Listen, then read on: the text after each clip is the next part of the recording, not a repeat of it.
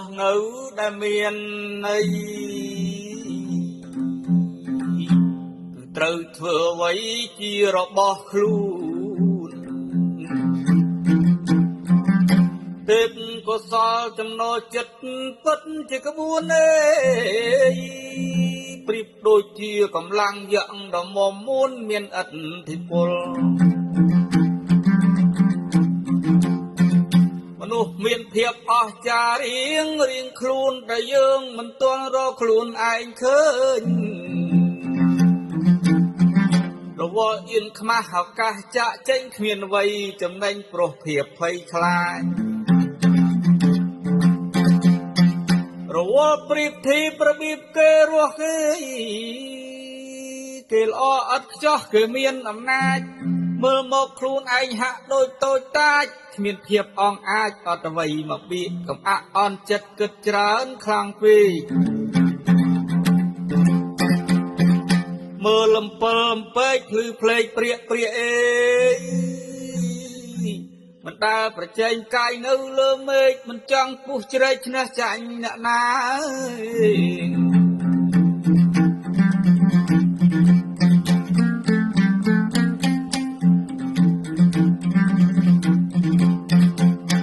មិនខ្វល់ពិភពលោកមិនឲ្យតម្លៃ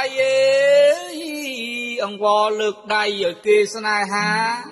មិនខ្វល់ព្រះអាទិត្យឬព្រះច័ន្ទធំប៉ុណ្ណាគឺដឹងត្រឹមថាបំភ្លឺខ្លួនឯង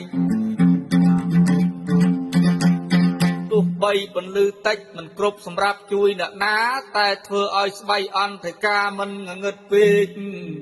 ពន្លឺតូចភ្លឺព្រាលផ្លេកគ្រាន់លំអមេឃក្នុងរាត្រីកាលឡើង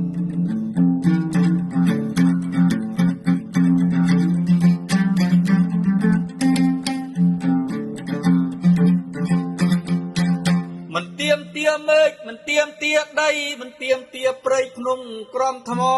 សូមត្រឹមរស់នៅក្នុងកូនលំហល្មមអាចកំដរជីវិតនៅរស់បានអំពិលអំពែកអាចយកបេះដូងមនុស្សក៏ព្រោះភាពតូចតែកម្រមានបង្ហាញគំរូល្អនិងភាពក្លាហានរស់នៅសុខសាន្តជាខ្លួនឯងអំពិលអំពែកទោះបីមានអាយុខ្លីតែមានអ្វីមិនសម្ដែង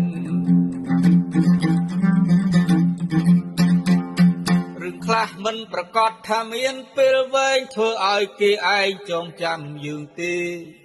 តូចខ្លីមិនពិតតែគេស្គាល់គេចងចាំឮឈ្មោះញញឹមទាំងមិនទាន់ជួប